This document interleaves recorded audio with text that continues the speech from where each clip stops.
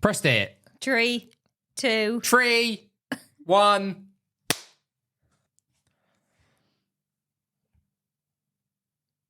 Push for health.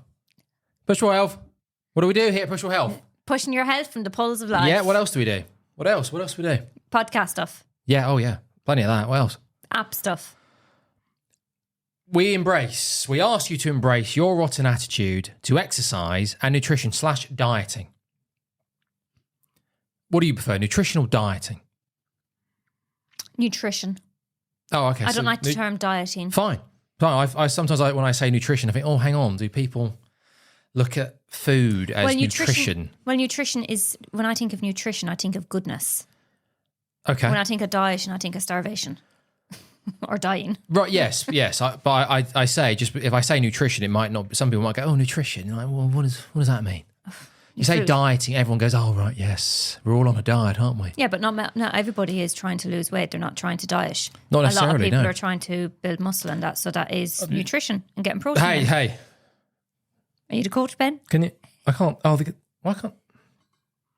Nobody cares about your. No, because no one cares about your spaghetti arms. There's a box in the corner there, and it was covering my arm. Oh, pretty big bloody box. Yeah. Women, fat loss, dieting. But yes, you can come to Push for Health and put on some muscle, put on some mass. Can't you, Fiona? Put on some muscle. But most women aren't looking to do that. In my experience, they're not looking to put on mass. We're looking to tone. So they are always, in some form, some shape or form, dieting. Anyway, that's a massive tangent, isn't it? Yeah, it is. That's what we're doing. So we're here. Come, Push for Health. Embrace your rotten attitude to exercise /nutrition/dieting. And you'll get access to a wonderful app as well. If you're doing online. Yes. If you're in the Herne Bay area or Kent area, okay? If you're there, come. God, I'm loud this week. Jesus Christ. I don't have my headphones in.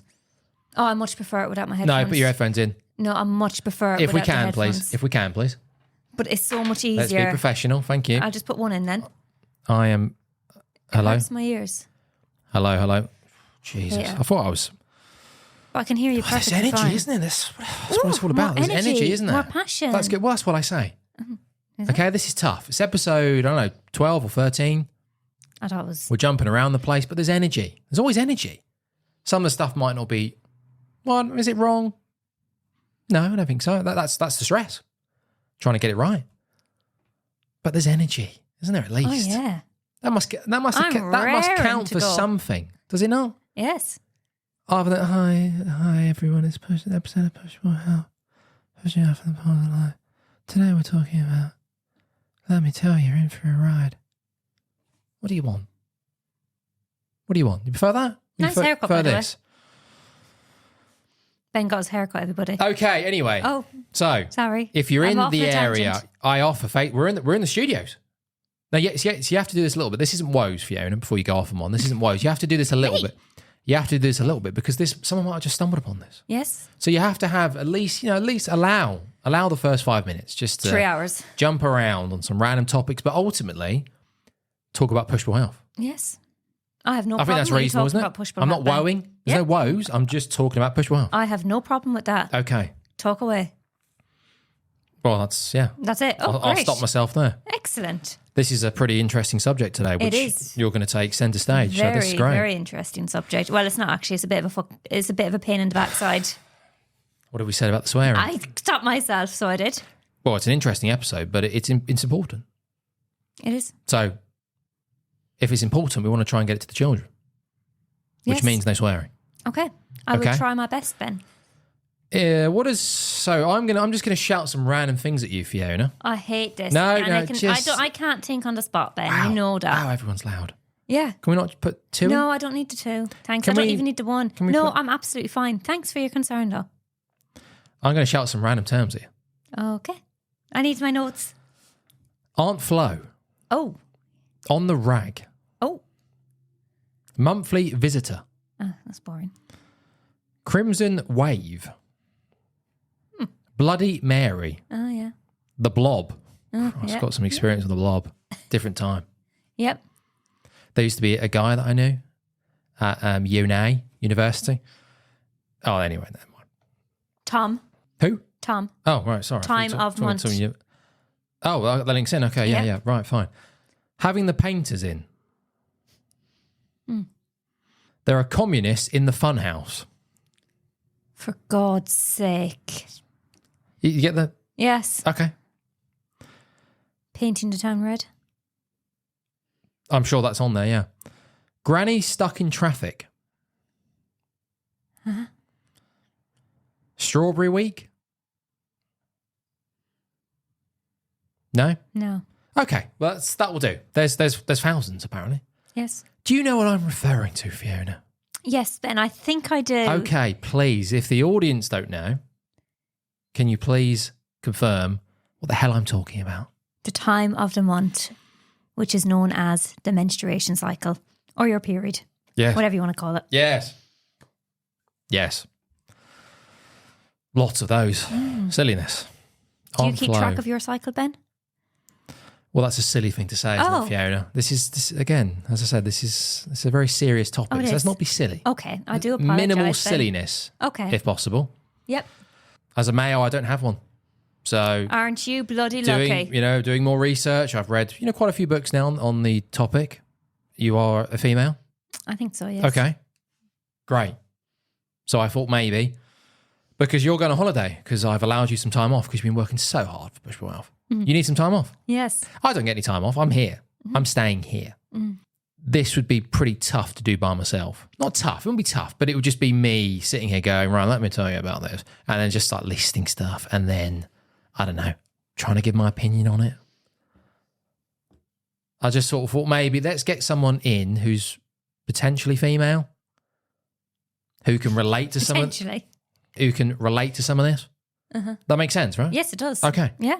Rather than just me, a 29-year-old man, just going, right, everyone, let me tell you about your menstrual cycle. Ladies, listen in, okay? I'm sat here in the mum's garage, in the Bushwick Health private studio, and here we go, menstrual cycle. Yeah, what is it, Ben? Tell me what it is. Hit me, baby. No, I'm just saying, that's how a solo episode might have played out. It might have just not been very good. Oh, okay. Okay, where do we start with this? This really interesting subject? Well, let's start with the origins of the term. Menstruation cycle. Oh, sorry. Oh, that's cycle. right. Sorry. For the camera and for the audience. I'm going to come across as really clever. Yeah, okay. What I've done, we've tried something new this week because there's lots of notes as always. And I don't know why we didn't do this before. I think most shows, maybe they share each other's notes or they at least give one another the heads up as to what they're going to talk about. Yeah, we don't do that. Fiona, look, as I said, she works incredibly hard for Bushwick Health. And that's why she's going on holiday again. This is like year 11th this year? No. It's only June. No. She works incredibly hard for the Bushwick Health brand. But she doesn't really bring a lot to the table. No. On the podcast itself, she does plenty off the table, away from the podcast. Yeah. She turns up and she listens. In terms of notes, if we shared notes, there's not a lot of notes to be shared on her side. It's 95% my notes. Hey, I've got a podcast this So week. what I've done is I've shared my notes. So she has an idea what we're going to talk about. But then also I thought, you know what? To give her some notes and to make her feel useful. I don't want to feel useful. I'm just going to let her read some of my notes out. Yeah. I wasn't going to let you read the first part out. I was going to let you just read about the actual cycle, the menstrual cycle. Well, which differs in lengths and times and everything else. We'll get in. Well, you can do that bit then, Ben. Go on. Please proceed. Okay. No, fine. Do you know what? If you want to start from the top. No, you do. You work away, darling. I can't take it all. I couldn't take all the credit. Okay. So you want to just do the actual cycle then? So we're going to go through the different. I might do a few myths. No, I'd like to do the myths. I'll do the myths. Well, why didn't I start and then you jump in? Okay. You've been given the note. So ignore the first couple of bits. Because they're just random notes. So start from the origins. Yes, well, that's all I've got. Menstrual cycle, what is it? Where does it come from? Why is it called that? So the term menstrual cycle has its roots in Latin. The word menstrual is derived from the word Latin menstrualis. Is what, sorry? Derived, yes. From the term from the Latin menstrualis, which means monthly. This in turn comes from menses, meaning month. Menses? Don't know. The cycle refers to the regular, recurring nature of the process. Okay, right. Unless you use medication to stop it. But yes. Oh, we'll get into BC. Birth control. Yeah. BC means something different to me. Birth control? Just a pill. Okay. Oh, Yeah. Sorry. Okay. People call it the birth control, don't they? This is going out to the world, Fiona. Yes, I do apologise, world. Delivered that like a pro, yeah. Yeah, thank Nice. you. Thank you. Excellent.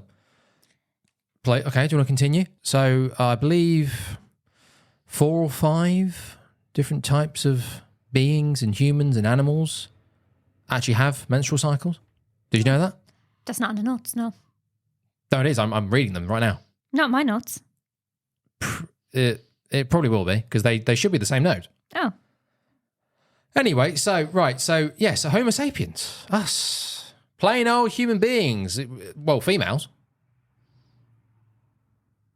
Okay, Fiona, right? I'm trying to find there's this. hundreds of notes. Just go back up to the top. No, you didn't tell me those Okay, things. so you humans. fisted me. We're You fisted me.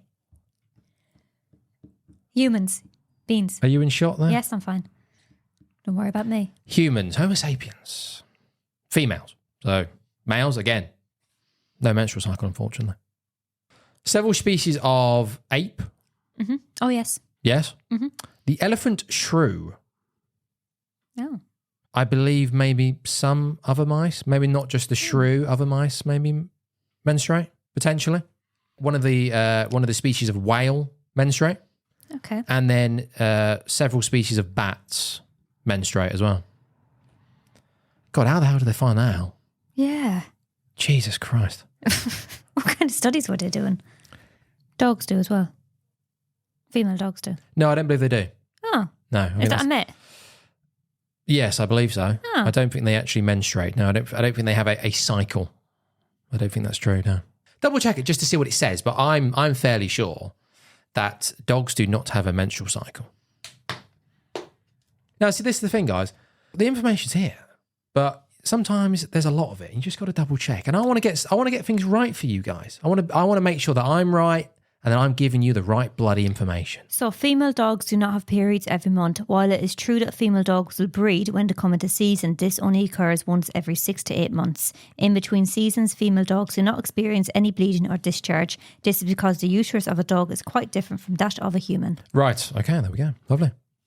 Excellent. I think I delivered that quite well. Yeah, better than the first part. Yeah. Good. Right, okay. Whales do not menstruate. Oh, so maybe The blood whales. in the wall of the endometrium is reabsorbed rather than expelled from the female if she has not been impregnated. The vagina of cetaceans consists of multiple folds, the shape and number of which depend on the species. Okay. Oh, maybe I'm not sure where I got the whale part from then. Okay, yeah. So, yeah. Homo sapiens. They do ovulation, all that. Oh, right. Homo sapiens, several species of apes, the shrew mouse, bats. There you go. Okay. Wonderful. Very interesting. It is.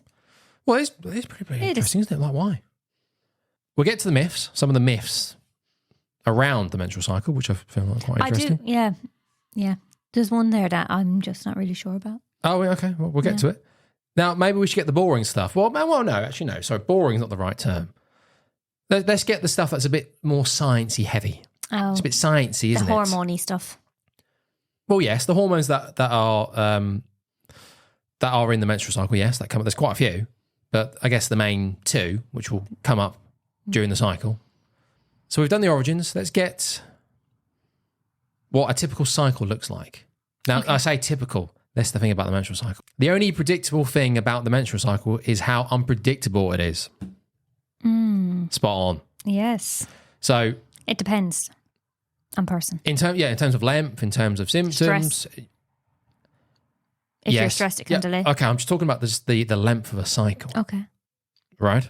The length of it. Yes. Okay. So I don't know if you, what would you say off the top of your head? What's the length of a menstrual cycle? What's the length of the cycle? Well, mine's anything between 23 to 28 days. There you go. Exactly. Last month it was 23 days. This month it was 25. Okay, that's interesting. So Once it was 21. right. Really peeing So off. even so for you, there you go. Yep. It's not 26 days is it, every No. month. It's not. It changes every month. Yeah. For the average person, maybe anywhere between say 24 to 32, on average, Fair. for most people. Yes. Okay. So have you got it in front of you there, Fiona? I do, So the yes. menstrual cycle overview. Here we go. So typical duration, as Benjamin said, 24 to 32 days. Common cycle is approximately 28 days. Oh, okay, right, Which, yeah, fine, 4 weeks, every 4 weeks. So you have the phases of the menstrual cycle.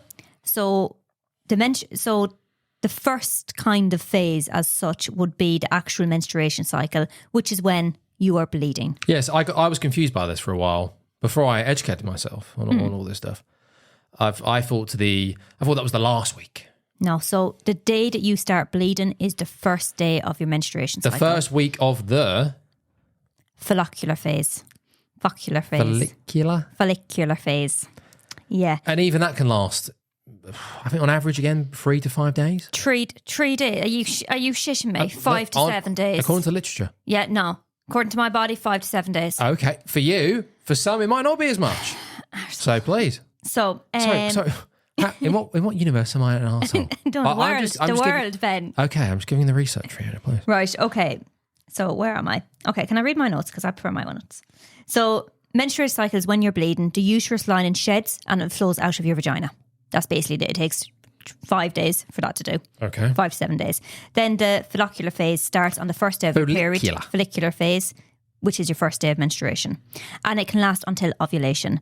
So the pituitary gland releases a hormone to stimulate the production of the follicle of the surface of the ovary. Oh, okay, right, yep. Can happen from day 10, and the uterus lining also thickens in preparation for pregnancy. And the dominant hormone during this phase? Estrogen. Yes. Estrogen. So the effects of the estrogen can decrease inflammation. So estrogen has anti-inflammatory properties which help in the reduction of overall inflammation in the body. It also helps to improve insulin sensitivity. So the higher estrogen level enhances the body's ability to utilize insulin, which can stabilize blood sugar levels. It also decreases appetite.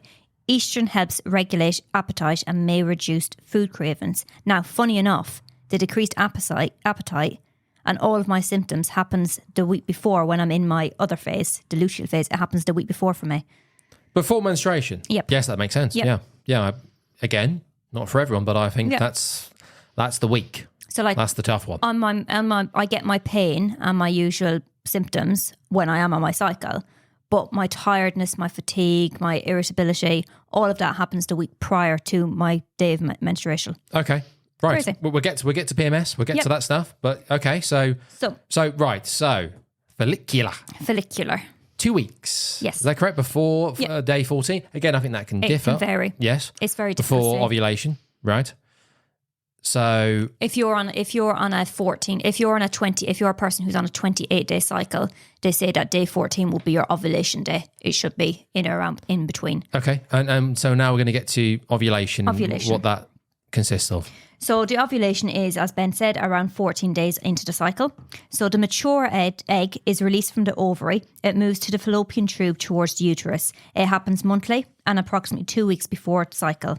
Once the egg is released, it will survive up to 24 hours. And this is the ovulation is preparing the body for potential pregnancy. Is that correct? Yes, that's correct. Okay, right. That's correct. So there's a hormone change at this level, this stage, phase. Hey, Fiona, it's not easy. So this surge was tough. So it's a surge in the luteinizing hormone, or the LH, and the follicular stimulation hormone, FSH, which needs to be released, which leads to the release of the ovary. Yes, they kick in right. The egg from the ovary. Okay. Yeah. Yes, and then you move on to the next phase, which is the final stage. So the next 2 weeks. Yep, the luteal. Give or take. Phase.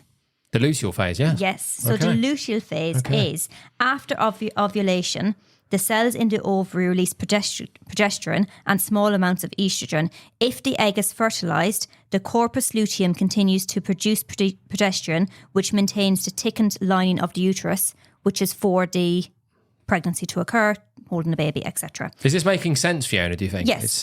There's a lot to it. If pregnancy doesn't occur, the corpus luteum dies, progesterone levels drop, and the lining sheds, and so the cycle begins again. Right. Okay. So that's week 4. Yep. Okay. Right. Yep. So we're back to, as you said, the cycle starts again. Cycle all starts again. Yes. So it depends if you get pregnant or not. what happens after that. Any more details on the luteal phase? So progesterone. What can progesterone do to the body? So the dominant hormone there is progesterone. I always feel as though I say that wrong. Progesterone. Progesterone. Yeah. Progesterone. So it increases appetite. It can stimulate appetite and increase cravings of foods of approximately 100 to 300 calories. It promotes fat storage, so the bloating, etc., all of that. You may feel a little bit bloated before your period happens. Should we touch upon that very quickly, just because you brought it up? So Can I just finish this one? Okay. And then the increased protein breakdown. So elevated progesterone levels can cause an increased breakdown of proteins affecting muscle maintenance. Proceed. Right. Yes. The increased expenditure in calories. Yes. What was everyone as well that you said? Promotes fat storage. So the bloating. Yes. Also, so blood sugar levels, insulin is sort of all over the place during this period as well. Mm-hmm. That's pretty interesting, isn't it? Yes, it is. But makes sense. So yes. So this is week 3, isn't it? Yeah. So on average, again, 100 to 300 more calories are burnt during this phase, during this week. Hence why a lot of people, a lot of women may, well, I say suffer, but will have increased cravings. Because they're literally burning more calories. Their BMR has increased. Oh, yeah. I did have a bit more extra chocolate last week. So based on that, for many, they may be better off if they're in, especially when it comes to dieting and fat loss, treating this period of being in a calorie range, which is a deficit. So picking your Push-Your Health app. That's what we do. Mm-hmm. I put you in a calorie range. So it's a range target. So it's not just one number. I don't just give you, there's the number, you must hit it. It's a range which keeps you in a deficit. So you've got a deficit on the lower end and the higher end. Does that make sense? Yes. Yes? Yes. So you could be, if you hit the higher end, that means you're still in a deficit, but just a smaller one. Lower end, bigger deficit. Bigger deficit, yes. So based on how you feel, for instance, in this case, with the increased expenditure of calories, it might be worth going back up to maintenance for this week to help with cravings and then getting back on track, depending on how you feel, during the menstruation week. So funny enough, my menstruation week, I actually have decreased appetite. Yes, okay, that makes sense. Yeah. So I feel like it's more of I wouldn't think to eat. Like today, for example, I was able to go out and get the majority of all my steps done before I'd even eaten, even thought of eating. And usually if I did that walk beforehand, I'd be like literally ready to faint. Sometimes I go out on that walk at like 3 p.m. and like I get back and I'm like nearly ready to drop and die because I'm like my hands are shaking, everything. I haven't eaten anything since yesterday. And I was able to go out and do that same walk again today. No bother. I didn't even think about food. Right. Compared to last week. Yeah. Oh, last week I found it hard to even get out to do it. Right. Because I felt so sluggish. We'll get into that. But yes, so your body is burning more calories. Yes. So naturally, if you're burning more calories, you're going to probably want more food, more calories to make up for that deficit. If you know that during that first week of the luteal phase, you are prone to eat a lot more calories and your inhibitions and everything go out the window and you eat everything that's in the cupboard, maybe think about going back to maintenance or allowing that week to happen, but within reason. Everything's within reason, isn't it? The thing is, people take the piss. Well, yeah. Don't know, that's the problem. We're always taking the piss.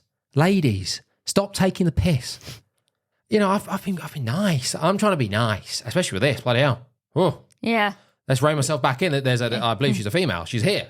She's talking about this stuff. Yeah. But like anyone, you've got to be realistic. I get it. Dealing with this is a pain in the arse. It's a humongous pain in the arse. You've seen me sometimes, Ben, when I've come into the room and I have been literally crippled over in pain with this. Yes, well, we'll get into the PMS stuff. Yes, but I mean, just in terms of... So if I want a bar of chocolate, right, I am having 20 bars of chocolate. No. All right? I know, yeah, but see, that's stupid, yes, though, isn't it? That's silly. Yes, of course it is. That's where we go wrong. Of course it is, but then you feel as though you're entitled to because you're in so much bloody whatever. Okay. I never do that.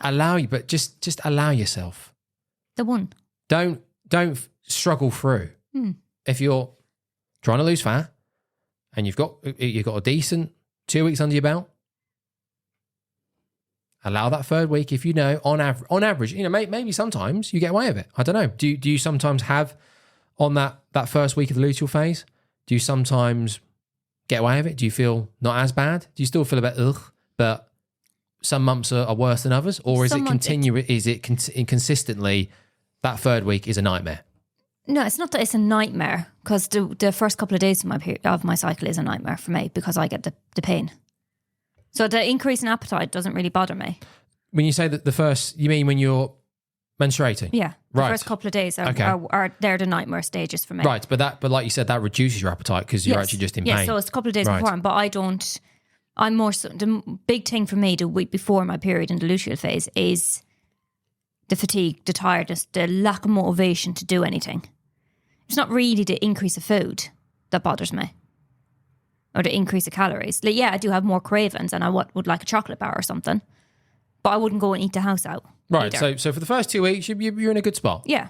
Good spot. Yeah. Third week, not the best. Yeah, more so tired, fatigue. And then when menstruation kicks in, first Nightmare. couple of days, Horrible. not good. And then Horrible. and it starts to become more bearable as the week goes on. So it probably starts the day before my actual cycle. But funny enough, this month I wasn't even alerted when it came. I was actually surprised. I was, oh shit, yeah, it's here. Oh fuck. But then I clicked. I said, oh, that's why. For the children. That's Fiona. why last week was such a hard week for me, because I was like very irritated. I was quite peed off with a lot of stuff, with work related stuff. Didn't know. And I was just like, why? And then obviously it dawned on me on Saturday. So I was just like, now that explains everything.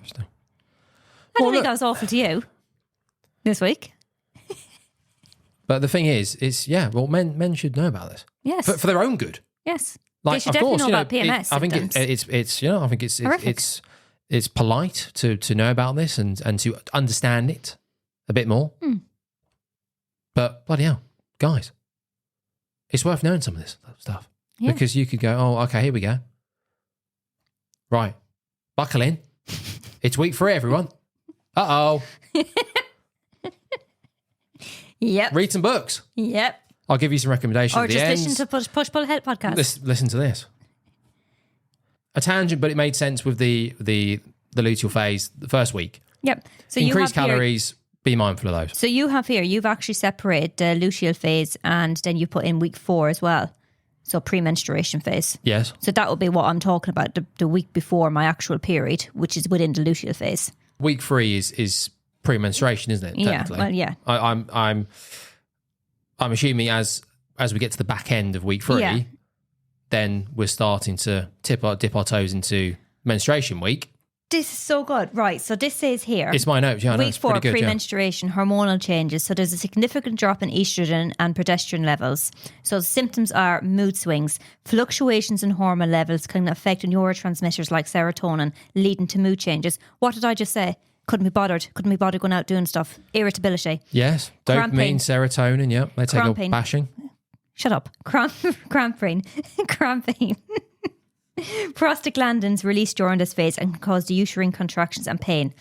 More so happens on day 1, 2, and 3. Are you describing PMS symptoms here? Yes, because I get them. Yes. Coordination issues. Hormonal changes can impact coordination and physical performance. Agreed. Physical debilitation. Some women may experience severe symptoms that affect daily activities. Some people can actually be like when I get it, I'm able to get on with it. Because it's just like there, like, I've said it to you multiple times before. I feel somebody is pulling my womb out of me. That's how I describe it. It's like literally that pulling, Yikes. cramping, painful feeling. But it passes. And you actually feel that the colour drains from your face when it happens. It is so severe, but it lasts 30 seconds. But this could be constantly ongoing for some. Look, I'm lucky that this might happen maybe 4 or 5 times during the day. Whereas some people has this as a continuous. And it's just like, Jesus Christ. So, yeah. Yeah, it's not good. I'm going into people's flows and how heavy they may be. That will differ from person to person, female to female. Not good. Well, what does someone do who has a heavier flow? Well, they just have... Well, obviously, they'd have to have more regular blood tests as well, because then they could become anemic. Oh, of course. Oh, iron deficient. Yes. Yes. Yeah, but obviously you just have to change. The more heavier the flow, the more you have to be, I guess, yes, more mindful of supplementing. And we'll touch upon the supplement stuff because there's like anything, of course there is. When it comes to nutrition and the menstrual cycle, charlatans are ready to go, aren't they? Yeah. They're ready to sell you some dog shits. Magnesium. Yeah, well, magnesium is one of the better ones. Zinc and magnesium, yeah. Yeah, I've seen that also that may link into when people say they crave food or they have cravings. The gremlins. During that first part of the luteal phase. I don't know, some women may say that they're craving chocolate, for example. I crave chocolate. Or higher sugary types food. I crave chocolate. Now, I don't think this is confirmed, but because there is... So the biscuits went last week. Which biscuits? The little biscuits. Oh, the chocolate. Oh, I see, right. Yeah. Okay. Well, there you go. But those biscuits they were the dark chocolate biscuits? I'd have one. Yes, usually. so dark chocolate has a good amount of zinc and magnesium in. So if you're craving that might make sense because you might be not. Well, look, it doesn't mean because you have a period or you start to menstruate that you're automatically deficient in zinc and magnesium. But the only thing about the whole dark chocolate thing and it being reasonably high in zinc and magnesium, I don't know if a lot of women are craving dark chocolate. No. As opposed to like dairy milk. No. So I just like those biscuits. Yes. It just so happens that they've got dark chocolate on them. I wouldn't go to the fridge now if there was a Freddo bar and the dark chocolate that we have, I'd be going straight for the Freddo bar. Right. But I like those biscuits because they've got crunch to them. Okay. And I guess the Freddo bar is higher in sugar as well. So the cravings light up the old brain for the more sugary treat. So anyone who sells you supplements or you see people, and unfortunately even some of the people that do give out good information, some of them are still peddling stuff that doesn't have a lot of research behind it. For example, turmeric. Oh, yeah. That's meant to be a natural anti-inflammatory medication, though, isn't it? To a point. But there's not enough research to say that taking a supplementing with turmeric is going to make a huge difference. They say, well, your notes say, to take NSAIDs. So like ibuprofen, so non-steroid anti-inflammatory drugs effective for reducing menstrual pain by inhibiting prostaglandin production, which is responsible for uterine contractions and pain. Be careful if you are taking your NSAIDs though. And do not take them on an empty stomach. Okay. Okay. Good information. Because that's what most people do when they wake up in the mornings. They haven't eaten anything. They go straight to the press to get some ibuprofen out and take it. No. You have to take ibuprofen with eating something. Okay. That's my advice for you. Oh, sorry, Fiona. I was just going to say with the supplements, when it comes this is so much better. When it comes to iron and look, obviously, only take them if you feel like you're deficient. So maybe get a blood test, all the rest of it. But some of them, like magnesium, like calcium. As I said, there is some magnesium in dark chocolate, for example. Calcium, milk. I had a glass of milk the other night. Yogurt. For women, again, for the vast majority of women, you're not going to ever really get away from the fact that you just require less calories. So you can't beat it, unfortunately. The average woman has, I don't know, maintenance would be 1,600 to 1,700 calories. It's not a lot, is it? Unfortunately. No. And then that's your maintenance. Yeah, maybe a little bit higher, depending on your weight and your activity levels, all the rest of it. But say 1,600 to 1,800. Grand scheme of things, not a lot. And then if you want to get into a calorie deficit, okay, so you're working down from there. Okay, great. Not good. Especially when wheat free comes along, potentially. Oh dear. Yeah. You're burning that extra 200 to 300 calories. Oh no. And you're trying to lose weight. With stuff like calcium and magnesium, some of these supplements, they could be quite useful to supplement them anyway because it saves you calories, doesn't it? So if you're like, I need to probably try and get some more magnesium in, or I need to try and get some more calcium in. Oh, milk, I'll have some yogurt. Oh, I'll have some chocolate, I'll have some leafy greens, have all this stuff. It's calories. Yeah, leafy greens, maybe, but that's fine. But fish oil. If you supplement with them, no extra calories. So you can eat more food, but the calcium's covered, magnesium's covered, iron, if I think I'm potentially heavy flows. You heavy flowers out there. Iron, right. Is it hard to get iron in your diet? I think You just take an iron supplement. Well, exactly. That's what I do. It's not the easiest. You want to start, you know. Well, if not, you want to eat meat every you night. want to start ramming liver in. Yeah. Oh, Some God, raw remember liver. that? Some raw. If you're craving some raw liver. No, on the old absolutely luteal not. phase? No, absolutely not. Give me Freddo bar any day. So turmeric and chasterberry.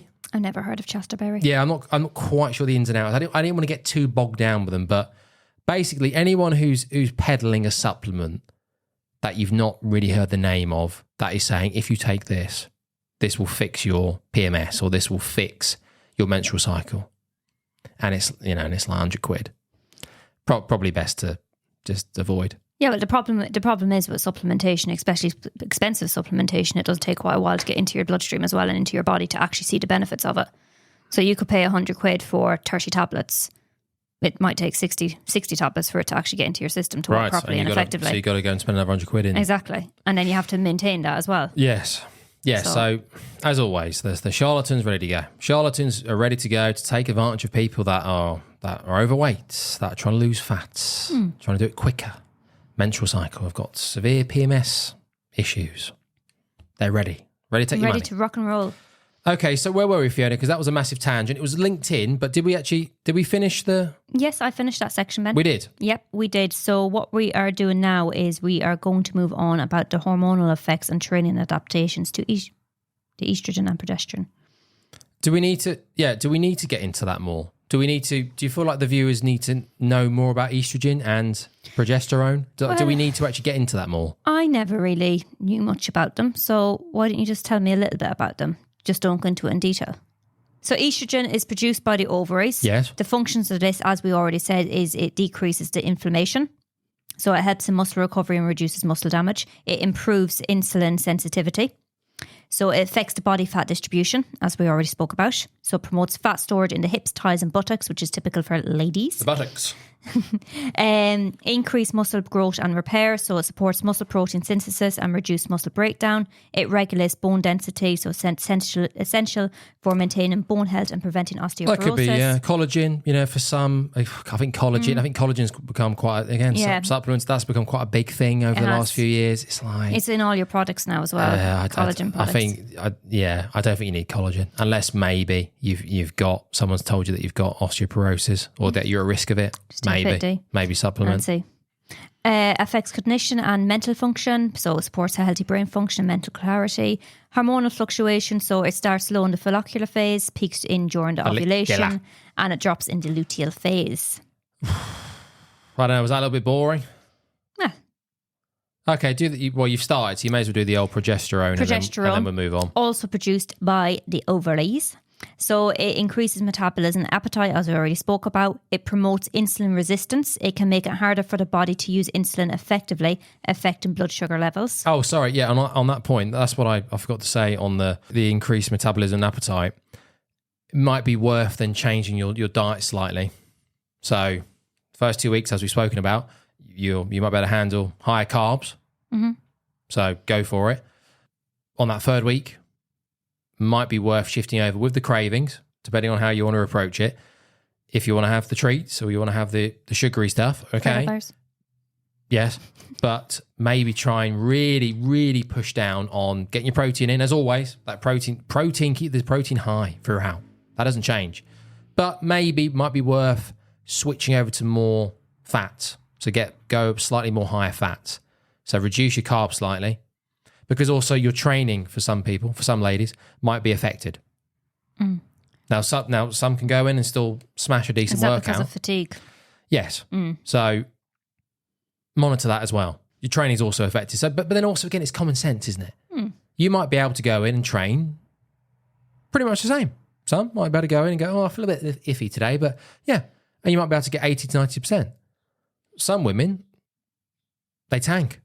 I tanked. And they come into the gym and they're like, what did we lift last week? Like 120. If I'm doing half that, I've done all right. So yeah, so that might also link in with, if that's the case, dropping your carbs down a little bit might not be that big of a deal. In terms of if you're also using your carbs as fuel, not just because you prefer a diet that's higher in carbs as opposed to fat. But yes, on that phase, for many, to help with the increased metabolism and the increased calories, maybe go slightly higher fat. Okay. Good advice there, Ben. Cheers. So where was I? Increased fat storage. So encourages the storage of fat, particularly in preparation for potential pregnancy. It decreases tendon strength and muscle building capacity, so can negatively impact muscle and tendon function. Well, yeah, As you were just saying. there's a point, actually. I'll get into that in a minute. Yeah. And the hormonal fluctuations, so it's low during the follicular phase and it's high during the luteal phase. Yes. You've gone back in again here about the functions and the effects, which I'm not going to do. No. I think that's enough. I think that's because there's Actually, so much more. So can I say about the water retention, because that's quite important? Yes. So the water retention. So high levels of estrogen can lead to water retention. So nutritional considerations will be to monitor sodium intake and ensure adequate hydration to manage bloating. Why do we get so bloated? Why? What is it? It is. I know it's later on down the line, but it's so horrible. Yes, there's stuff in. Oh God, look at these notes. God, I work hard for this show. I do. Dietary habits. Oh, there we go. Yep. So why some feel more bloated and experience more bowel movements when menstruating. It's so odd. You literally need to poo a lot more. You really do. Sorry, we're talking about a taboo subject, so women do poo. Just to let everyone out there who thinks that is a taboo that women I was lied to. The banshee in there told me when I was a child, women don't do that stuff. Pretty sure she blacked the toilet today. We do. So. We do. Just to let everyone know. And when we are on our cycle, we do it a lot more. Don't know why. Well, I do know. This is why I've got I believe she's a lady. This is why she's on the show. So, talk about this stuff. Hormonal fluctuations. So the hormonal changes during the menstruation cycle, particularly the rise and fall of the estrogen and progesterone, can affect fluid retention and gastrointestinal mobility. This can lead to bloating and changes in bowel habits. So the prostaglandin production, so the increased levels of prostaglandins during menstruation can cause uterine and intertestinal contractions, leading to cramping, bloating and increased bowel movements, dealing with injury illness, can cause inflammation and can lead to cramping and bloating. Your dietary habits. So cravings for certain foods, such as those high in sugar, Freddo bars, salt and fat, can contribute to bloating and digestive issues. Hormonal changes can also lead to food cravings that impact gastrointestinal health. So the first week of the luteal phase, because your diet might go to crap, might lead to, ironically, more craps during the fourth week, during menstruation, because you've gone off the wagon, unfortunately. You've maybe eaten a lot more food, you've eaten lots more carbs, more sweets, more sugar. I don't drink as much. I noticed last week my hydration intake was shocking. Okay. So it all has an impact on your bowel movements, yeah? Insane. When you sit down and think about it and read your notes, it's actually quite interesting. Yeah, I know it is, Fiona. Yeah. Okay. Yeah. As I've said from day one, haven't I? Yeah. As I've said from day one. This is all pretty interesting. Good lad. This is all pretty interesting stuff. We'll keep you. Right, I'm not reading any of this other crack now. I thought maybe for this one, because it sort of makes sense, you know, let the person who I believe is a female, let her lead. Why do you say I believe is a female? Let her lead, and then I just interject and go, yes, that's correct, or let me add to that. So maybe we'll have this for the future, for all episodes. You just say the notes that I've given you, and then I go, yes, let me clarify, or let me add some meat to that. Shall we talk a little bit about mood and cognition changes? Mood changes. Okay, yes, briefly, I suppose, yeah, that makes sense. So, ladies, we all know you get a little bit mean the week before your period or during your period. Oh, I didn't say it. And so fluctuations in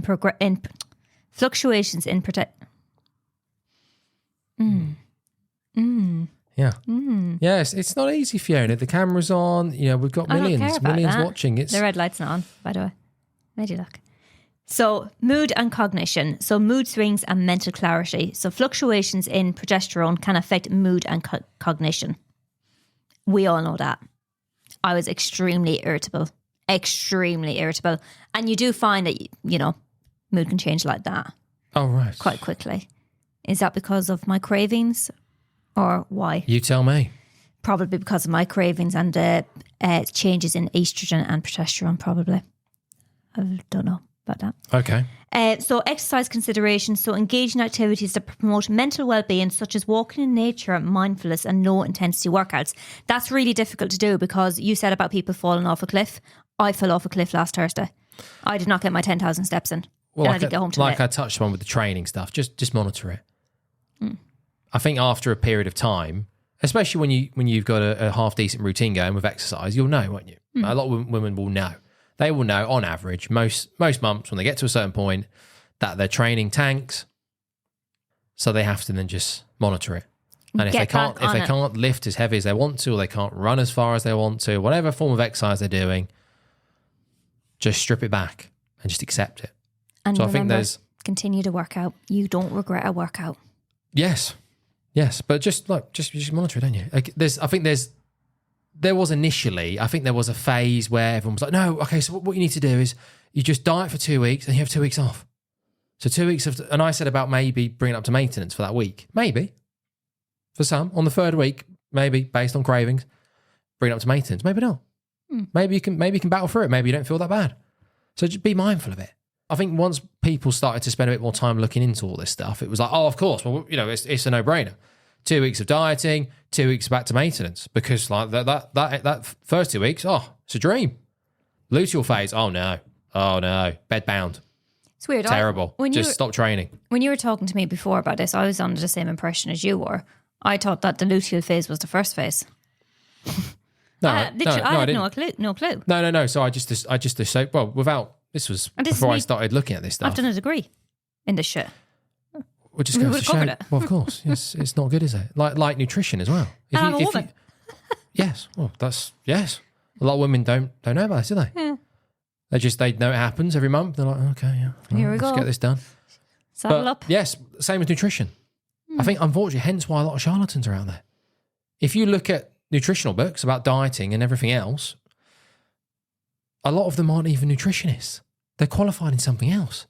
I'm sure they're still quite intelligent. If you hear them speak, you go, yeah, okay, this person sounds like they're a doctor in something. Okay, right, you must have some credibility. But a lot of these people who are talking about this sort of stuff and talk about these topics, they're not even qualified in the topic. Jesus Christ. There was a statistic in this book I was reading recently about the top 100 books in the Amazon charts about diet and nutrition. Actual nutritionists and dietitians, which made up the books that were in the charts, were like 5%. All the other books were made up of just various people who were in different fields, who have decided to write a book on nutrition and dieting. What? What are we doing? No idea. No, but if you ask doctors and nurses, well, about nutrition and about this, no idea. Well, I do know a bit about nutrition. Not a lot, though. I didn't know anything about this, to be fair. But then that's just ignorance, isn't it? It's just, it comes, it goes. Well, that's all I need to know. A degree's a degree, isn't it? A lot of this stuff. It's like I've met many people that have done exercise science. Yeah, but if I went they haven't got a bloody clue about anything when it comes to lifting or the gym or progressive. Like, they know about progressive overload. Don't really know what it is, but they've heard about it. Well, I was in vascular.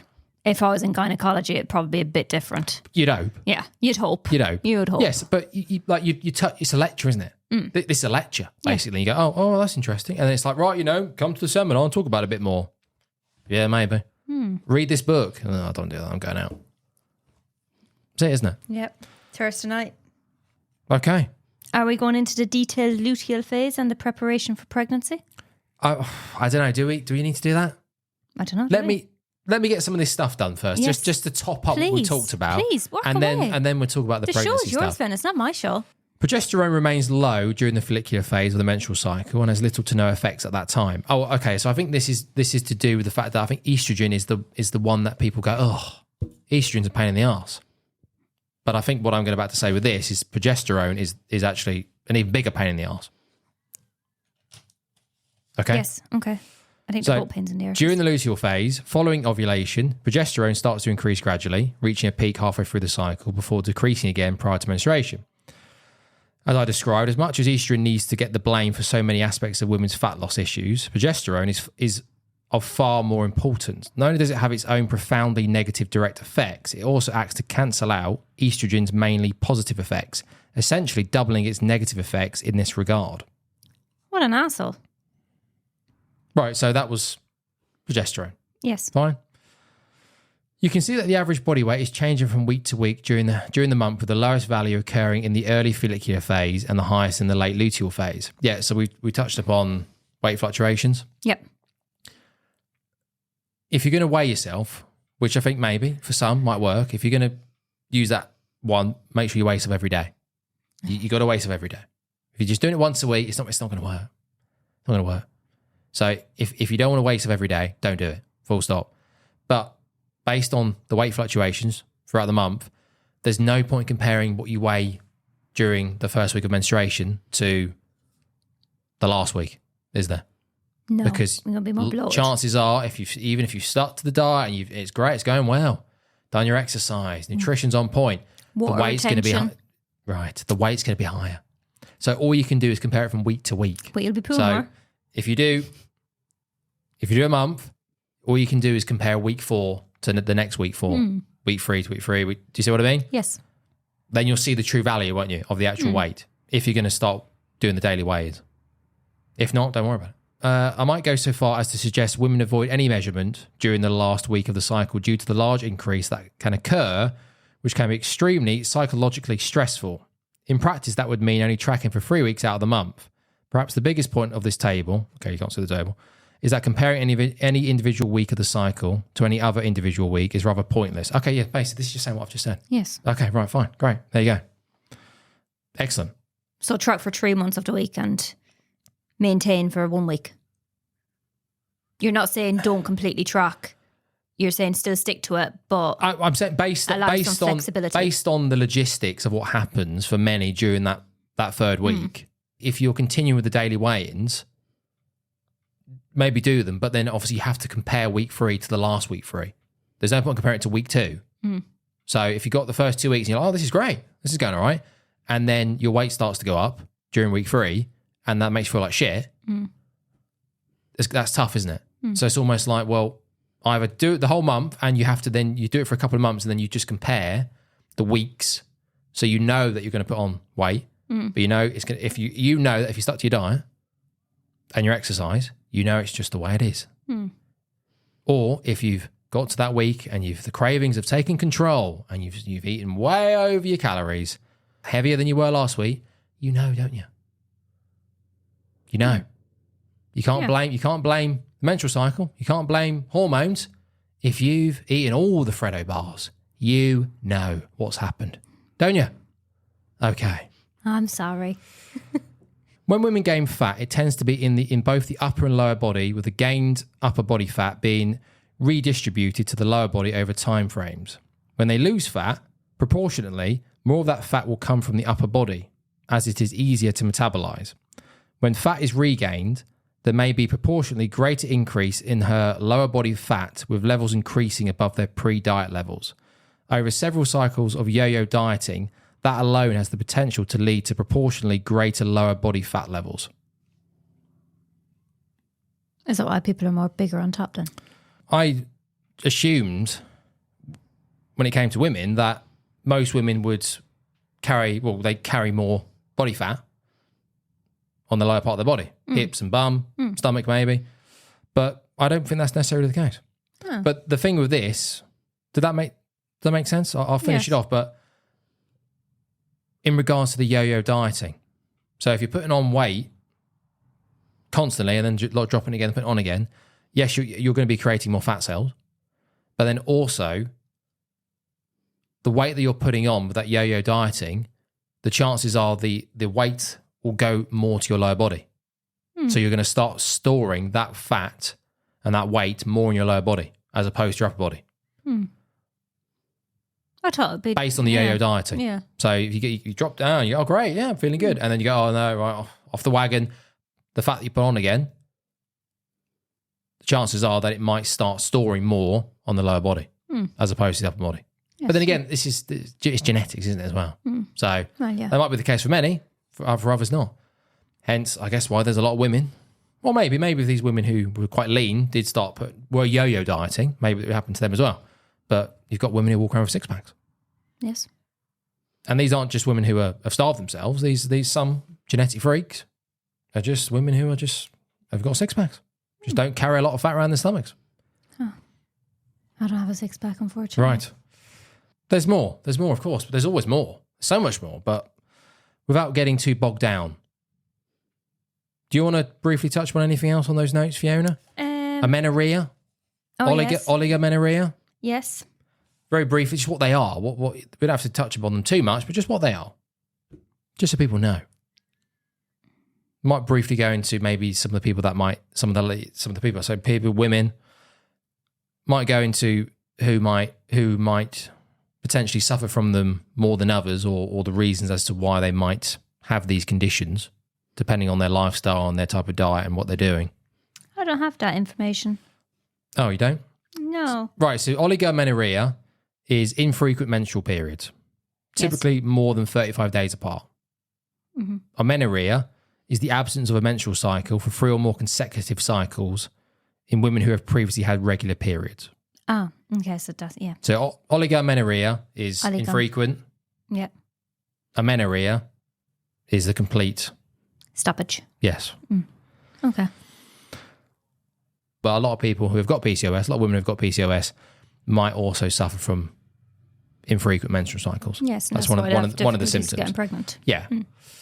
They can have really, really heavy. What's it called when you have really heavy cycles? Really, really heavy. What's the term used? You tell me. I can't remember. I don't know the word. Really heavy. It's like the same word that you use, all those same words that you use, but what is it? Another form of? Yeah. You can have. Is it when you have like almost diarrhea type periods? Oh, it's menorrhagia. And oh, right. Okay. Yeah. So is that when you always have like periods. a diarrhea type period where it's really, really thick? Well, I think that's a thing. Well, it's just constant. You can have cycles where literally it's blood clots coming out of you. Yeah. Not good. Yeah. Not good. Yeah. Yikes. That's fun. Did we talk about testosterone? No. Do we need to talk about that? How much of a part does it play? The two big boys play bigger parts. Well, it's like estrogen and testosterone. They're present in men and women. That's what I guess. Yeah. You don't associate that. You don't associate estrogen with men, and you don't associate testosterone in women. But no, in both have. Depending on different people, I think it can be. I think the number's like anywhere between 1/30 or 1/10 of testosterone is in the average female. Because you have like some women who have got higher levels of testosterone, haven't they? Yes. So, yeah.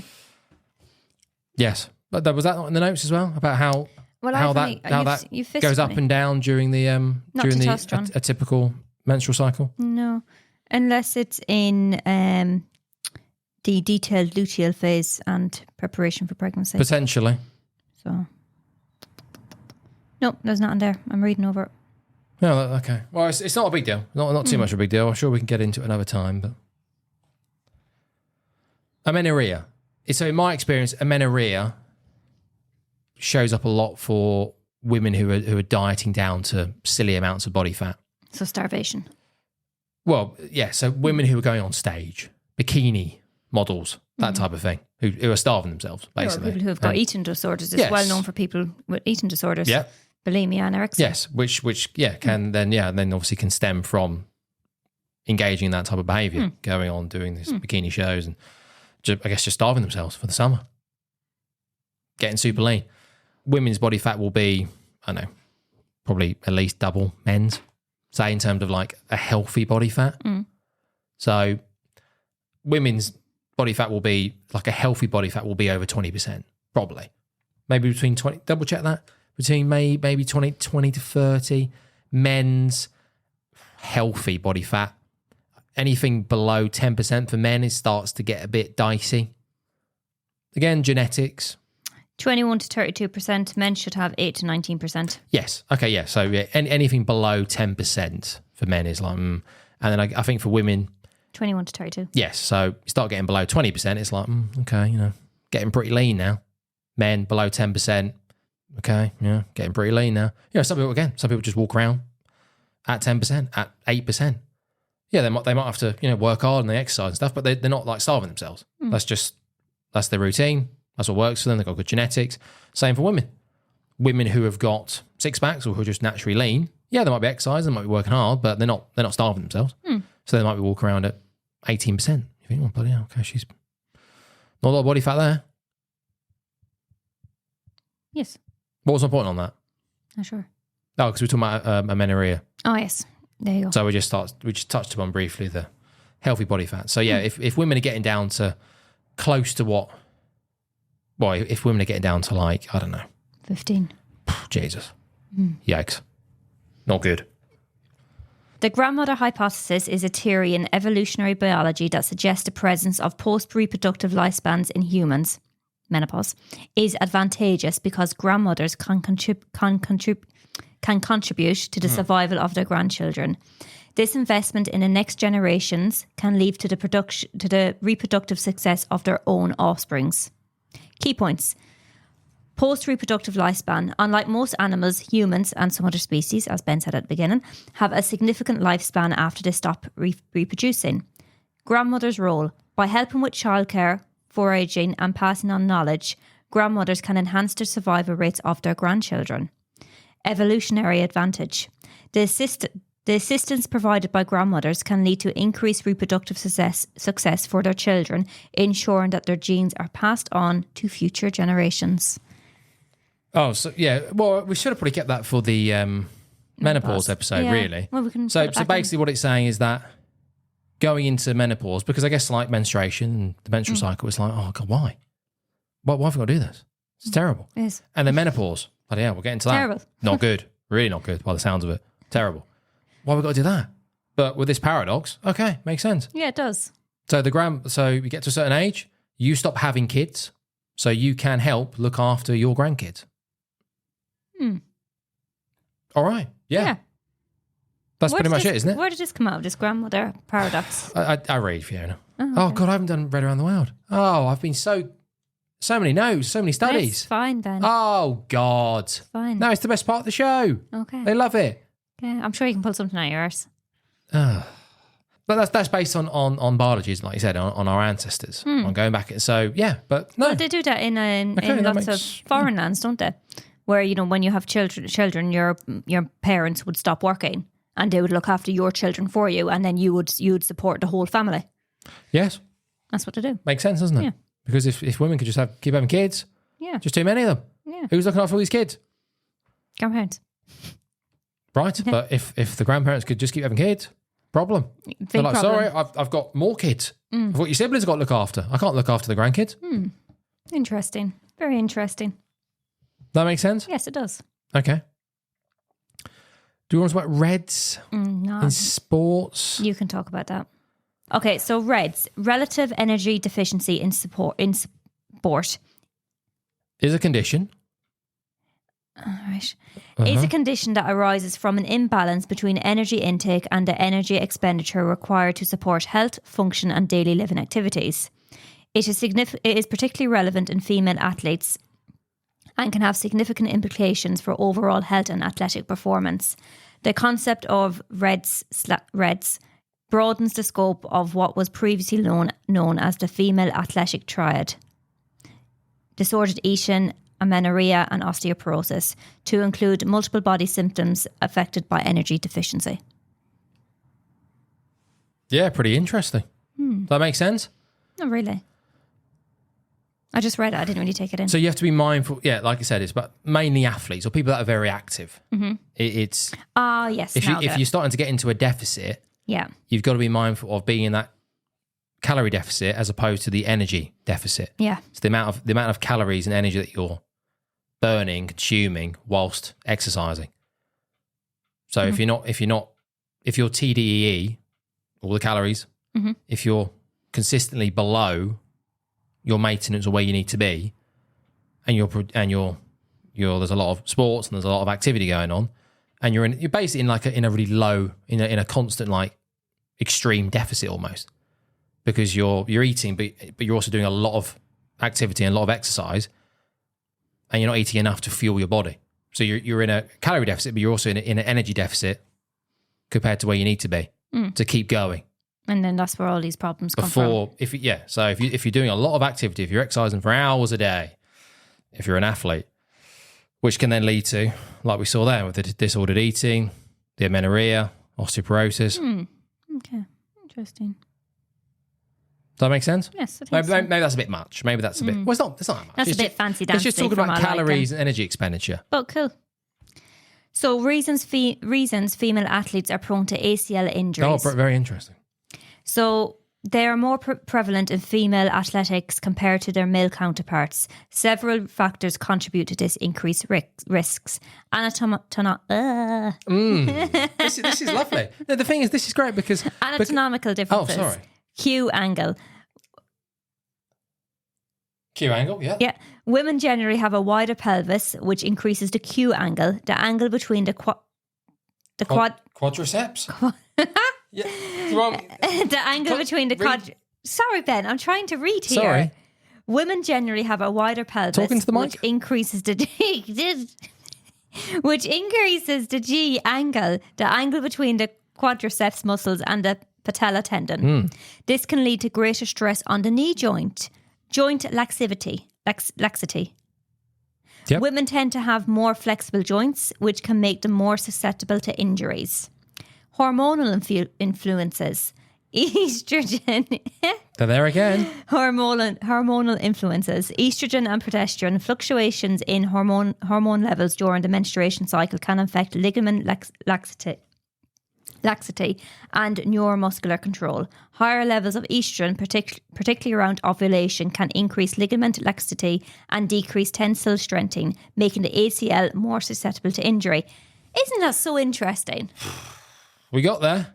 Isn't that so interesting? Yes, that is. So I think there's a big thing with the was it the England women's team? I think just Maybe just I should actually read that again. Just actually female players, football players in general. Can I read that again? Yes, okay, but a lot of them are getting ACL injuries, and I think they're doing more studies to find out why. Well, I think we know why. I guess maybe they're doing more studies to find out ways to potentially stop it.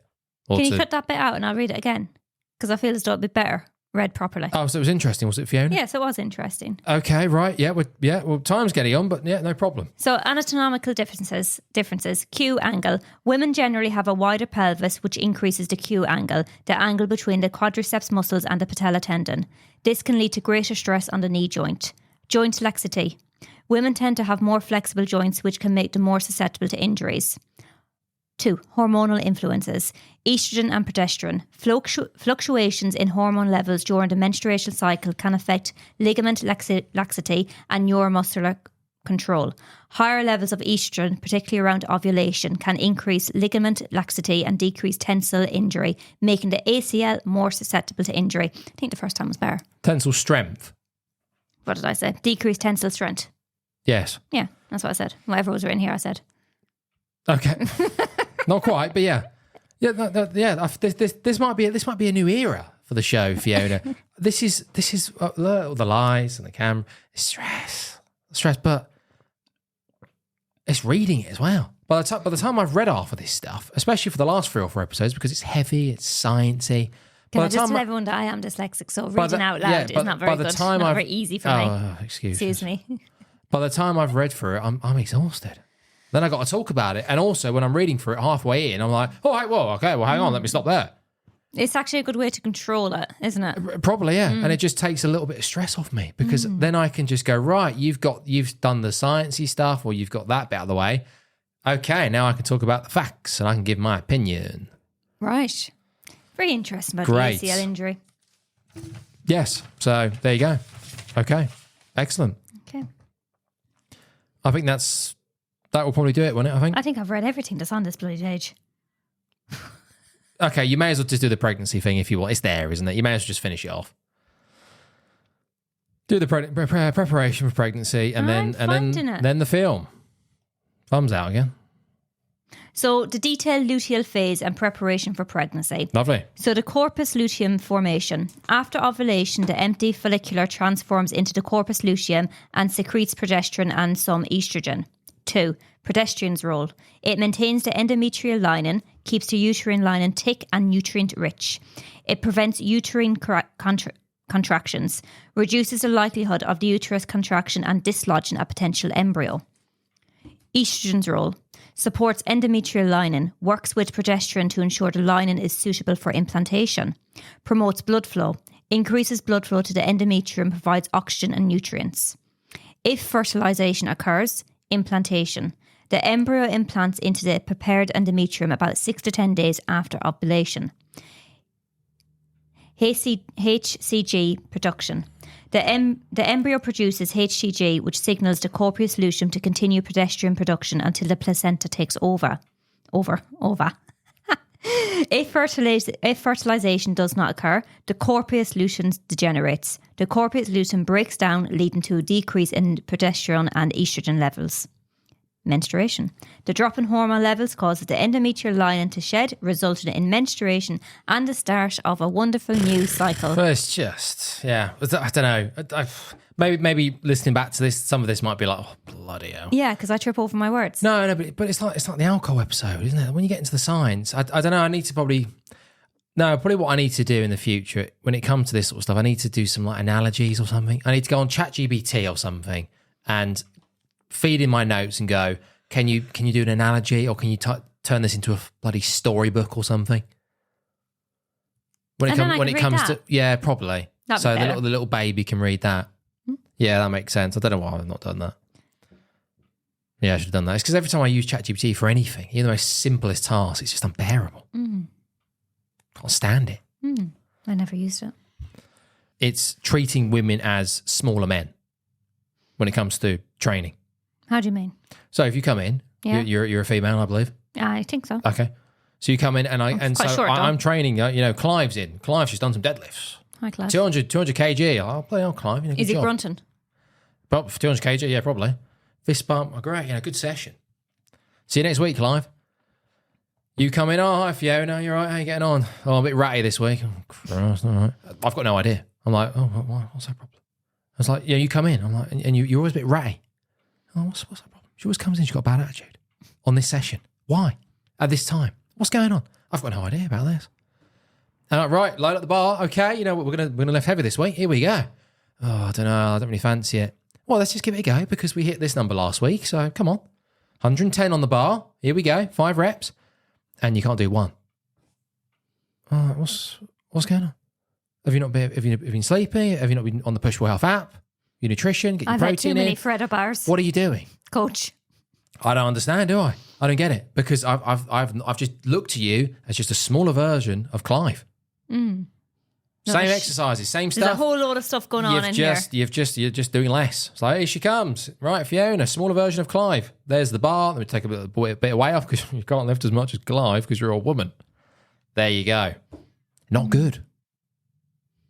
This is why you do this podcast. Yeah. You educate yourself. Push, pull, held.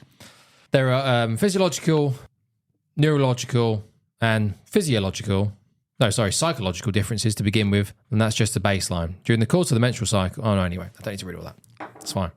That was the overriding point. Well, very interesting, Ben. Thank you for educating me on my cycles.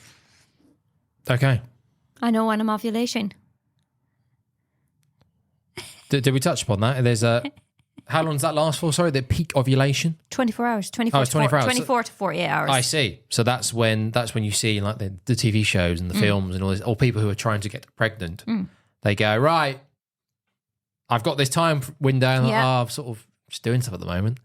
That's when people don't do it for fun anymore. They don't do it for enjoyment. They're like, no, we're trying for the child. Oh, okay, all right. I'll just got back from the gym, a bit sweaty. No, I don't care. In you come. Oh, I'll be in Ireland when I'm ovulation, unfortunately. Oh, dear. Oh, darn it. Darn it. I'll trap your ass. Huh? Sorry? What? Nothing. Children. It's for the children. What are we saying? Sorry. Okay. So basically, yes, lots of differences. Please. Lots of differences. Men and women. Yes. Guys, personal trainers, everyone out there. I hope this has been educational. Stop treating women as smaller men. A lot more to it than that. Yes. Yeah? Agreed.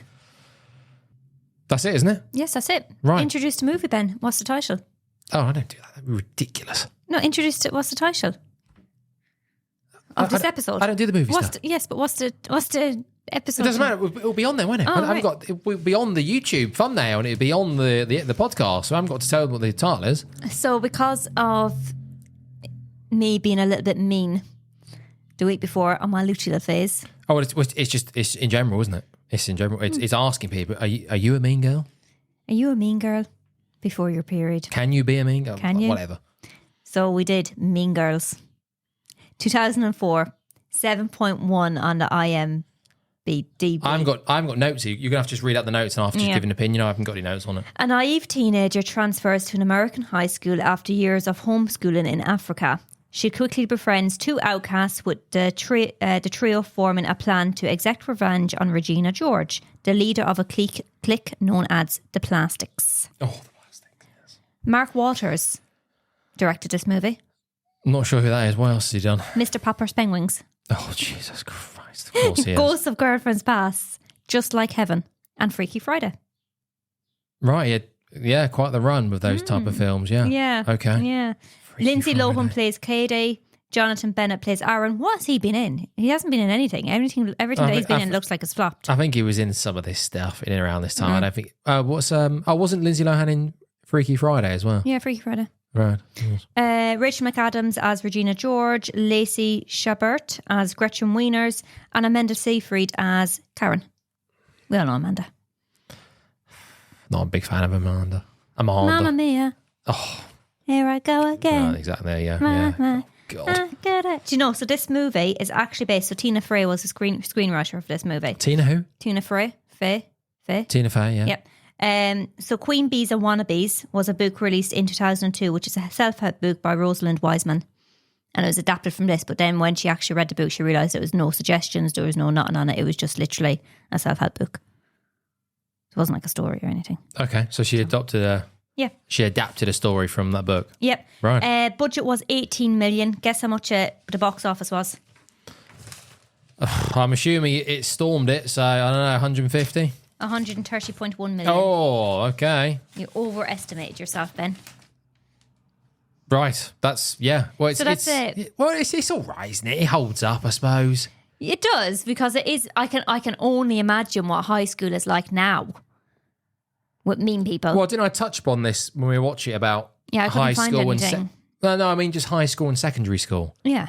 Because you watch a lot of these American films based in high school. Well, right? I never went to high school. I went to secondary school. So yes, it's always clicky. There's always cliques in every school you go to. Yeah. I guess there are the jocks cool kids, and the plastics the cheerleaders, and the geeks and yeah. I don't know. Maybe that it does exist in. Well, no, of course it's not that it doesn't exist in the UK and other schools in other countries. I don't know. I guess maybe it's just so commercialized in America that you see it so much more, and you don't. I don't know if the UK, for example, we actually label it. Well, you don't see it as much anymore. It's not as easy to identify over here because everyone's in a school uniform.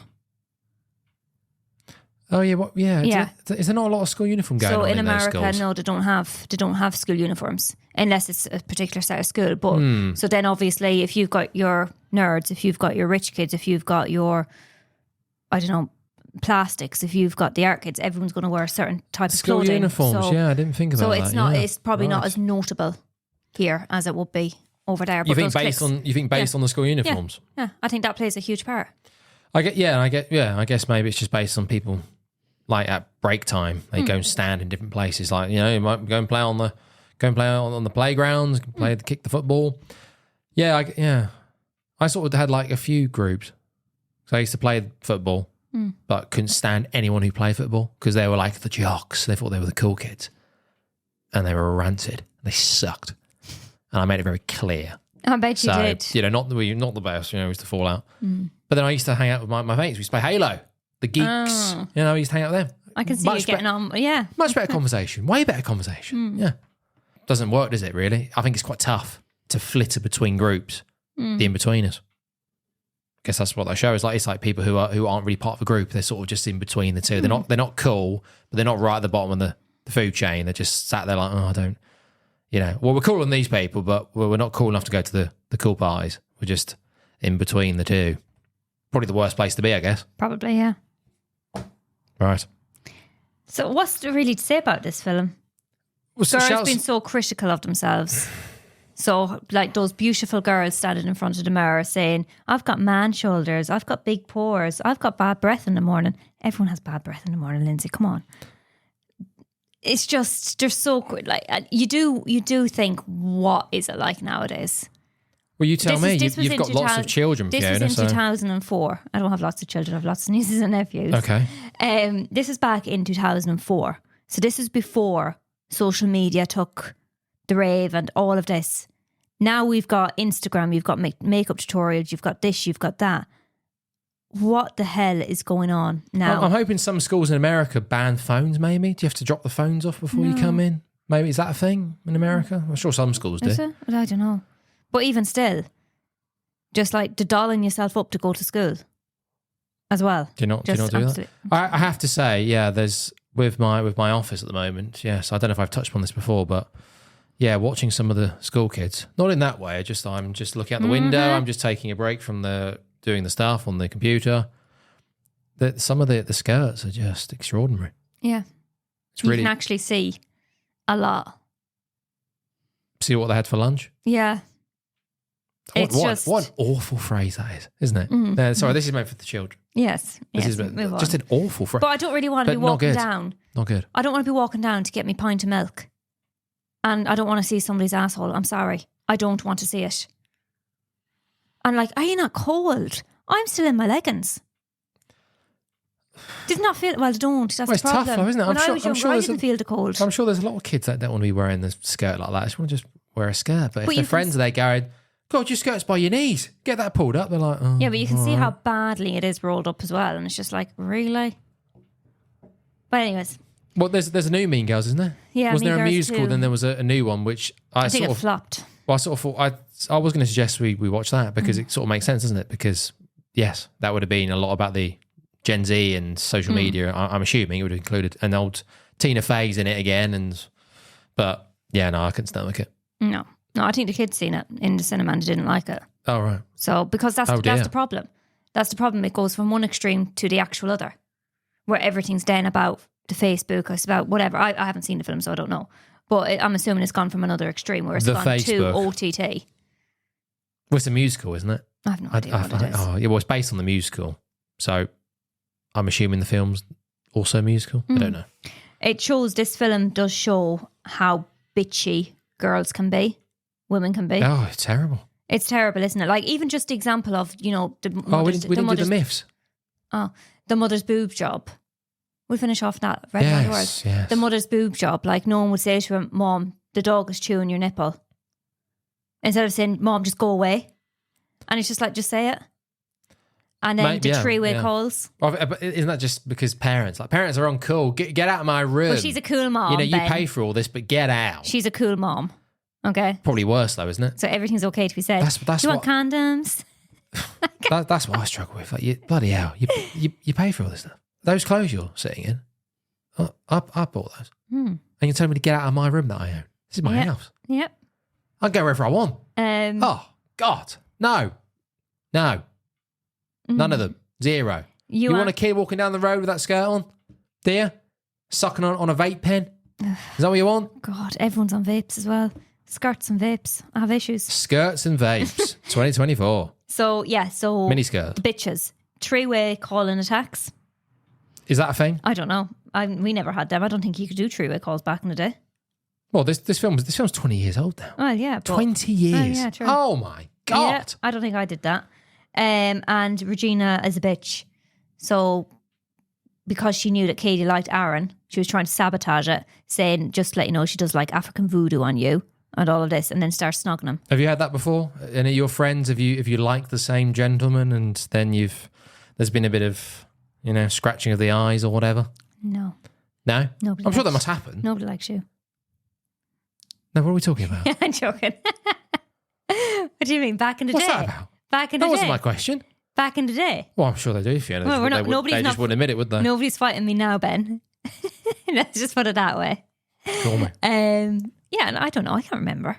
Oh, right. So maybe then, maybe. But maybe when you're like 10. I fancy him and then who are you going to pick? Let's do the kiss chase or something. But this is, they're obviously a bit older than this. But yeah, it imagine it happens all the time, yeah. You were asking the question as well when we were watching the film, when did the Halloween outfits change? So when did it get to girls dressing up like sluts? The only time you get away with it is at Halloween, yeah. So when did that happen? No, I don't know. Because to me, I would dress up at least as a 20 years scary ago by the looks of it. I'm pretty sure I was still in a black bag until I was like 12. That right? Yeah. And a witch's hat. That was a style back then. Now you've got people dressed up as bunnies with no clothes on, and you're just like, what? Yeah, so yeah, I don't know. Maybe I just assumed that it was happening a lot later. The fact that this film's 20 years old, it was this was happening at least 20 years ago then, the whole slutty cat and everything. And this is before pictures went on Instagram. Maybe it's starting around this time. You could still use this film today as you did 20 years ago with the bitchiness and all of that type of stuff. You could still the fashion's completely different, music, whatever. But for the bitchy element and the high school element is probably more significant now. But you could definitely use the same kind of... It really holds up.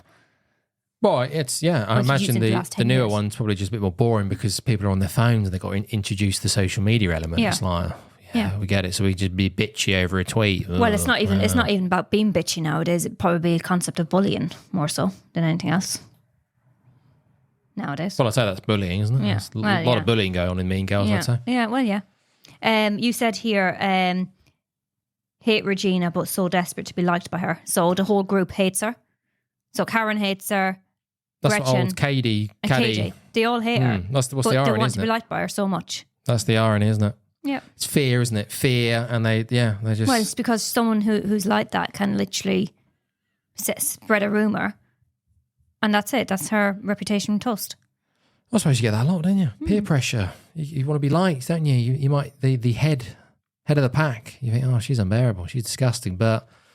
It's cooler to be part of the gang, to be part of the group. It's better to be in than out. You get some credibility, I suppose. It's not good. What did you think of Regina working out on the bed with the dumbbell, Ben? Yeah, not good. Yeah. Was it like a one arm press? Yeah, not a fan. Not quite sure what size weights were they? Low. Very low. At least I think I can do better than that. At least get another one.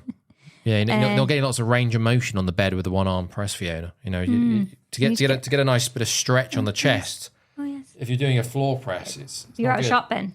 Can't see it. Well, a floor press, you need some more range of motion. So if you're doing a floor press, you're going to maybe about there. You want to get stretch. Oh yes. To maximise hypertrophy of the muscle, you want to get that stretch. Oh gosh, okay. Okay. Yes. And if you're doing it from the floor, not as much stretch. You can create yourself a deficit. So you can bring your feet up and then bring your hips up, bring your bum up, create yourself a little deficit.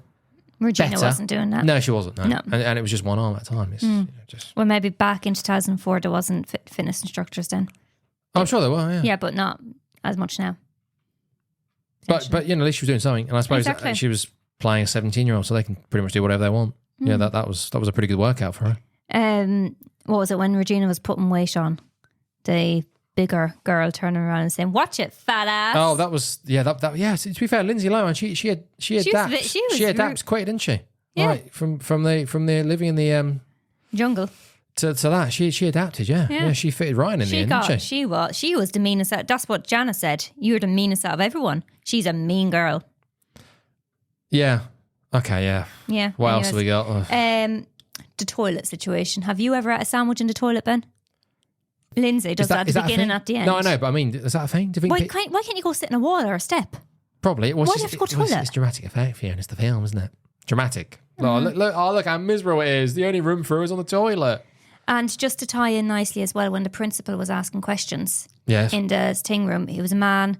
He wasn't obviously very educated because the first question he asked, it was a woman saying, something about period. It's not my fault. I just have a heavy flow and a wide set vagina.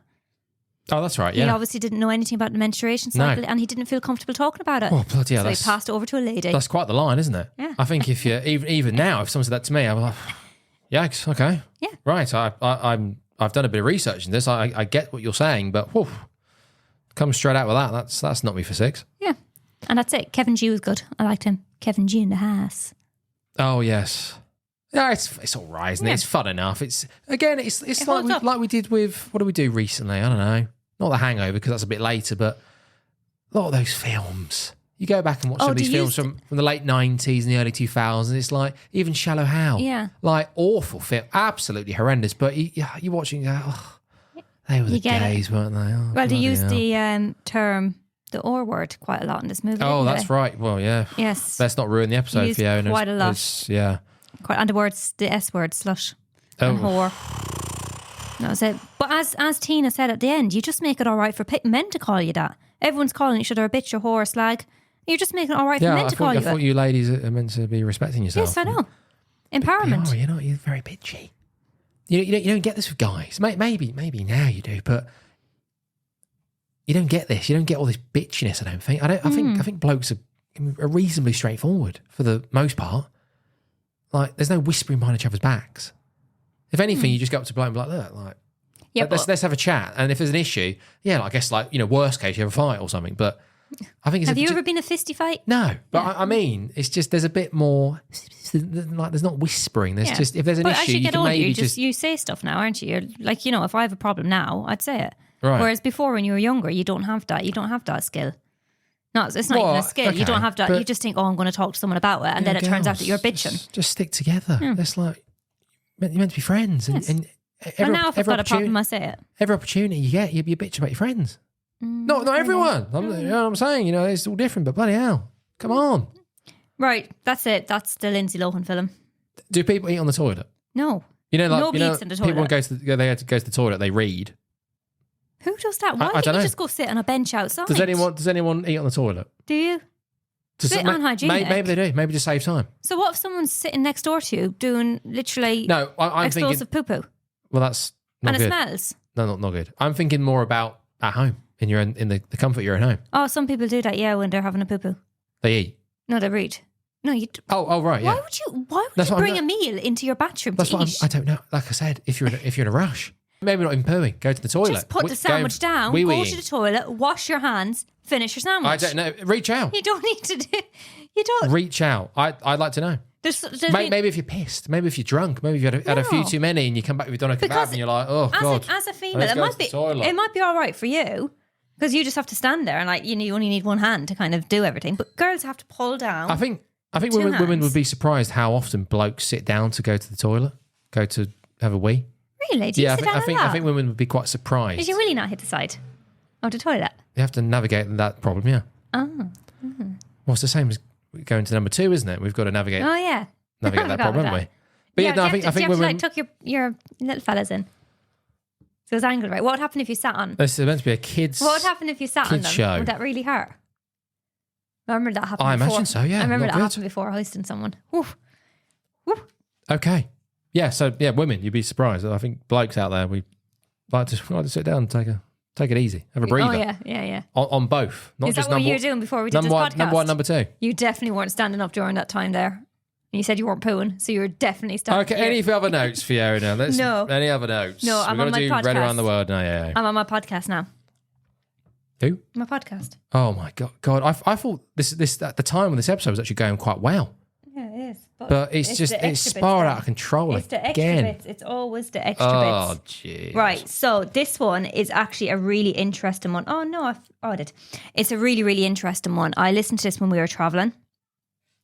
And it's case file 235. You may have known this one. It's in 3 parts again. I do like the 3-part series because they're always very interesting. And it's called House of Horrors. So it's part 1, 2, and horrors, whatever. So you should know this one. It's very bright today. So in early 1969, 15-year-old Rose Letts was waiting alone at a bus stop in the English town of Cheltenham, where she was approached by a much older man. 27-year-old Fred West was poorly dressed, dirty, and had a mouthful of green, chipped teeth from years of neglect. While Rose found Fred repulsive, something about him excited her. From this chance encounter, the pair initiated an intense relationship that they got married 3 years later. Mr. and Mrs. West and settled into the ideal family home in the city of Gloucester, 25 Cromwell Street. Yeah, I've heard of the old West. Very, very good. Not good. Very interesting, horrific, but not good. Yeah, no. Horrific story, but very good. And this is why I love the Case Files True Crime podcast, because you know, what he doesn't dramatize anything. He just literally reads it how it is, and it's actually not soothing because obviously you're listening to about abuse, neglect. It's a very heavy subject, but you don't feel like that because he is so good the way he speaks and the way he delivers it. It's so good. So I definitely recommend that to anybody. I'm so happy that I've seen that because I was just like, straight away I was just at the Wests. Yep. Yes, remind me to put these in. I'm forgetting to put these in. There's just so much to put in these notes, Fiona. There's a lot. There's a lot to it. Yeah. I think surely we are. No, sorry, I am the hardest working podcaster out there. I've got to be. Well, I've done most of the talking. I'm bloody knacked. I've got to be. Right, come on. I've got to eat dinner. I'm in cook dinner. Am I? Surely that's worth a subscriber or two, isn't it? I'm working hard. Come on. This isn't even my full-time job. La la la la la. Right around the world and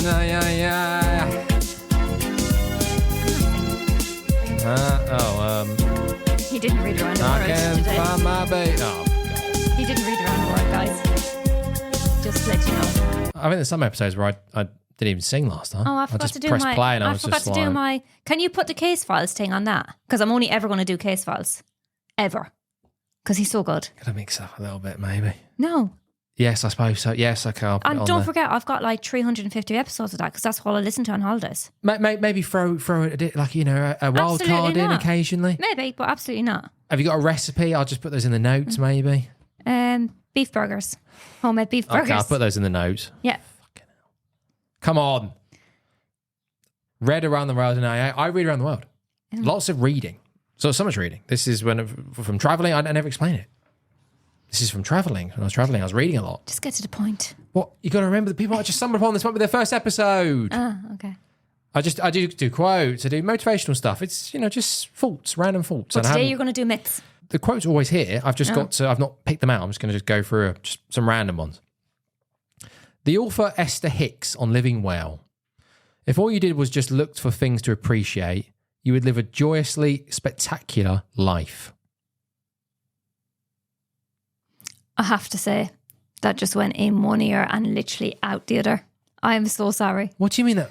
It just went in and out. It's disgusting. It didn't register. It did not register one bit for me. Could you read it again, please? No, I'm not reading it again. It's clearly wasted on you, isn't it? So they would have heard it.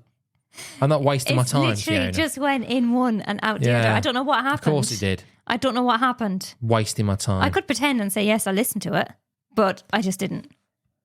You can create a lot of meaning in your own life by helping someone else do something that is meaningful to them. Oh, I like that one. I listened to that one. Oh, thanks. That's a good one. In the words of Alain de Botton. Who? Alain Botton.